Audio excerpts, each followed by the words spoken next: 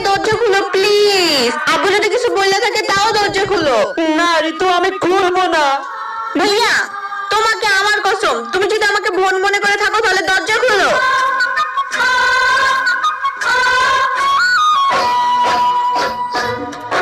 এইসব কি? আমি আর থাকবো না এই বাসায়, আমি চলে যাব। আরে আমার কথাটা তো শোনো।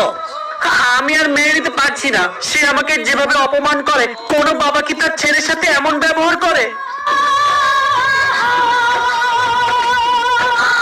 ভাইয়া যাওয়ার আগে আরেকবার ভাইবা নাও। প্লিজ ঋতু, তুই আমাকে আর থামাবি না।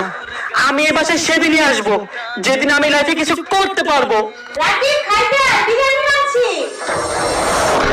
ওমা কই গেল? তাড়াতাড়ি 2 প্লেট দাও।